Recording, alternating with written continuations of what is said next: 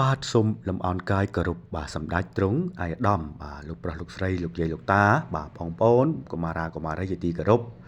បាទក្នុងនាមខ្ញុំបាទសារព័ត៌មានហៅរស់មិនយូរបាទឥឡូវនេះយើងក៏លេខមកមើលបាទ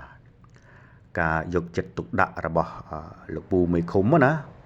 បាទហើយខ្ញុំបាទជាសារព័ត៌មានសូមថ្លែងអំណរគុណបាទ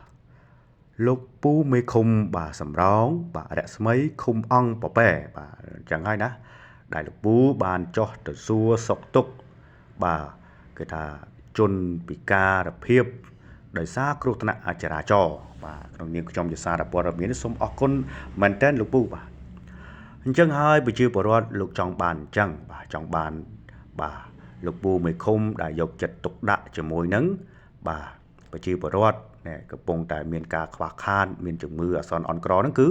បានលោកពូមេឃុំយកចិត្តទុកដាក់បាទមិនខុសនោះទេដែលថ្នាក់ដឹកនាំបានដាក់នៅគេថាគោលការណ៍មកឲ្យដល់លោកពូដែលជាគេហៅថាបុនឃុំប៉ប៉ែហើយដែលបានលោកពូបាទចូលមកបម្រើការងារបាទក្នុងនាមខ្ញុំបាទជាសារព័ត៌មានបានផ្សព្វផ្សាយតែរឿងពិតក៏ដូចជាមិនប្រឌិតដែរបាទបងប្អូនប្រិយមិត្តជាទីមេត្រីនៅថ្ងៃទី12បាទមានទាំងចំទប់បាទនិងស្មៀនបាទមន្ត្រីឃុំបាទនាំយកអំណោយបន្តិចបន្តួចបាទដូចស្ដាងលោកពូនឹងក៏ជាងក្រែលដែរបាទគេទឹកចិត្តរបស់ឃុំបាទមិនតែប៉ុណ្ណោះទេបាទប្រិយមិត្តជាទីមេត្រីបាទថែមទាំងយកបានបាទសម្បធរបាទដែលថ្នាក់រដ្ឋាភិបាលលោកបានដាក់ចែកជូនប្រជាពលរដ្ឋក្រីក្របាទដែលលោកមេឃុំបានឲ្យមួយសន្លឹកបាទក្រុមគ្រួសារដើម្បីឲ្យជនពិការហ្នឹងគាត់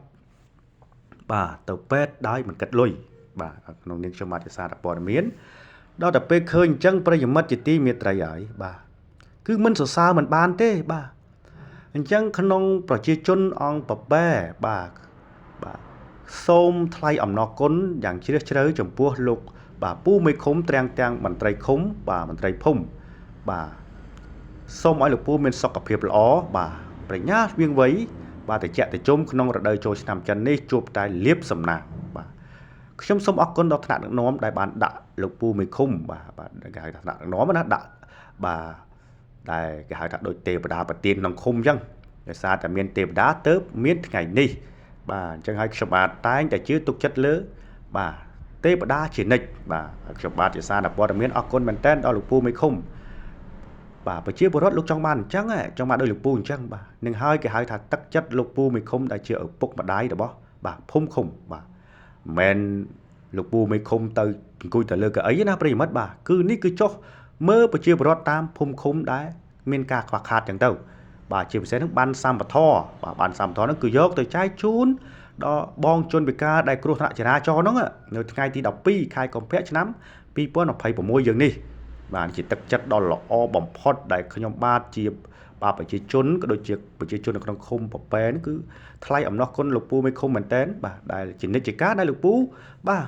ដែលខិតខំបាទប្រឹងប្រែងតាមអភិវឌ្ឍតាមឃុំបាទមានផ្លូវមួយខ្សែហើយមួយខ្សែទៀតបាទនឹងហើយគេថាទឹកចិត្តលោកពូមេឃុំបាទអញ្ចឹង